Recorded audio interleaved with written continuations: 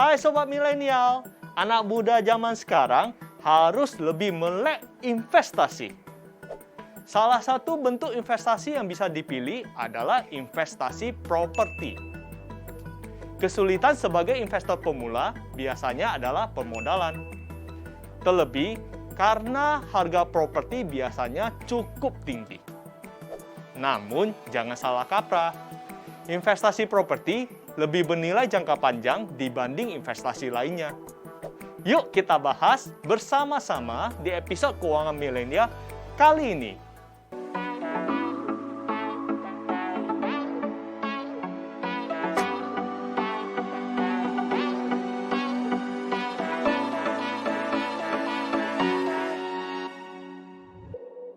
Sobat Milenial, investasi properti adalah bentuk pemodalan yang melibatkan pembelian dan penjualan aset untuk mendapatkan pendapatan atau keuntungan.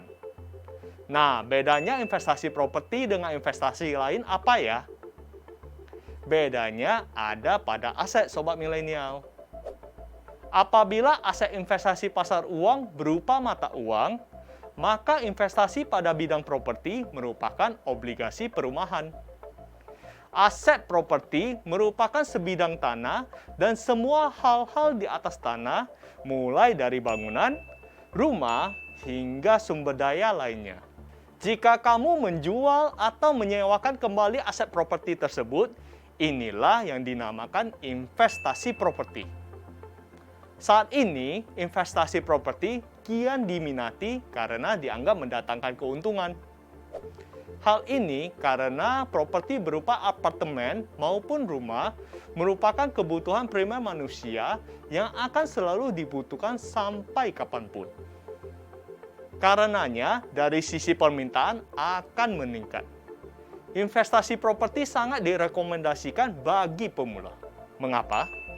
Karena salah satu keuntungan investasi properti adalah kecilnya angka risiko dan kebutuhan masyarakat akan hunian tergolong stabil, Sobat Milenial. Lalu, apalagi ya keuntungan lainnya dari investasi properti? Pertama, aset properti bisa dijadikan bisnis sewa hunian. Ya, aset properti tersebut bisa disewakan atau dikontrakkan. Kedua, kebutuhan rumah semakin berkembang. Karena merupakan salah satu kebutuhan primer, aset properti yang ada bisa menjadi peluang bisnis yang memiliki permintaan stabil, Sobat Milenial. Ketiga, harga properti terus berkembang. Keuntungan investasi properti pun akan semakin berkembang seiring bertambahnya permintaan dan kebutuhan masyarakat akan hunian. Keempat, berpeluang mendapatkan pendapatan pasif. Dengan menyewakan aset properti, kamu bisa mendapatkan pemasukan dengan kepemilikan aset tetap berada di tangan kamu. Ini sama halnya kamu sudah mendapatkan keuntungan ganda. Kelima, tidak terpengaruh dengan inflasi. Hal ini tentu sangat menguntungkan, sehingga kamu akan merasa aman dengan kepemilikan aset yang terlihat wujudnya ini. Selain keuntungan, ada juga sisi resiko atau kelemahan dari investasi properti yang dikembangkan. Pertama, beban perawatan. Aset properti yang tidak digunakan akan cenderung mengalami kerusakan. Hal ini akan mengakibatkan adanya biaya perawatan atau perbaikan untuk melakukan renovasi. Kedua, waktu lama untuk membeli. Hal ini karena proses jual beli properti tidaklah sama dengan transaksi jual beli lainnya. Ketiga, terdampak bencana alam. Risiko lainnya dari kepemilikan aset properti adalah risiko kehilangan yang terjadi akibat faktor terjadinya bencana alam. Keempat, butuh modal besar. Biaya pembelian sangat bergantung dengan kondisi lingkungan yang hendak kamu pilih. Jika kawasan properti tersebut berada di lingkungan yang memiliki perkembangan pesat, maka semakin tinggi modal investasi properti yang perlu dikeluarkan. Kelima, umur bangunan yang terlampau tua. jika usia investasi kamu sudah melewati 20 hingga 40 tahun, akan memengaruhi nilai aset. Karenanya, dalam investasi properti, waktu memiliki peran yang cukup krusial untuk menghadirkan keuntungan. Walaupun tidak rentan terhadap sejumlah risiko juga. Investasi properti nyatanya masih menjadi andalan bagi sejumlah pihak yang yakin menjalankan investasi ini. Kuncinya, sebaiknya tetap melakukan analisis yang akurat sebelum mengambil kebijakan. Tidak terburu-buru, agar tidak menjadi senjata makan tuan. Lalu, apakah properti bisa menjadi investasi untuk anak muda? Jika kamu menganggap properti adalah investasi untuk orang tua, sepertinya anggapan ini harus diluruskan. Faktanya, properti bisa dijadikan sebagai pilihan bisnis untuk investasi anak muda seperti mahasiswa juga. Caranya, kamu bisa memulai dengan menyewakan kembali kamar kos yang sudah tidak kamu tempati, atau menjadi pihak ketiga antara pemilik kos dengan calon penghuni kos. Namun, jika kamu memiliki penghasilan lebih, gak ada salahnya juga mencoba investasi properti pada umumnya, yaitu membeli dan menyewakan kembali. Berikut ada beberapa tips yang bisa diterapkan untuk investor properti pemula. Pertama, pilih lokasi strategis. Mengapa? Karena hal ini juga akan memengaruhi nilai jual properti. Kedua, riset harga pasar. Hal ini dapat membantu kamu mendapatkan informasi mengenai harga pasaran dari properti yang diinginkan, sehingga kamu bisa mendapatkan harga terbaik sekaligus keuntungan yang maksimal. Ketiga, cari pengembang terpercaya. Kamu perlu mencari pengembang yang terpercaya dan sebaiknya berpengalaman minimal 5 tahun. Perhatikan juga fasilitas yang ditawarkan, apakah sudah memadai serta sesuai dengan harganya. Karena ini akan memengaruhi nilai jual properti. Keempat, pengajuan persetujuan KPR. Bila ingin mendapatkan keringanan pembayaran, kamu bisa mengajukan persetujuan KPR atau kredit kepemilikan rumah. Dengan cara ini juga dapat meningkatkan kepercayaan vendor atas niat investasi kamu dan meminimalisir kegagalan transaksi jual beli rumah. Kelima, persiapkan dana. Bila sudah menghitung dan mempersiapkan semuanya, kamu harus menyiapkan dana mulai dari uang muka, tanda jadi dari pengembang, dan biaya angsuran.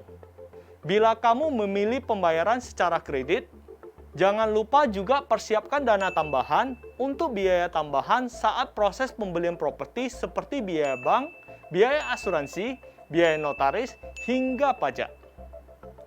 Lalu buat kamu yang tertarik dengan investasi properti, ada pilihan properti apa saja ya yang bisa dipilih?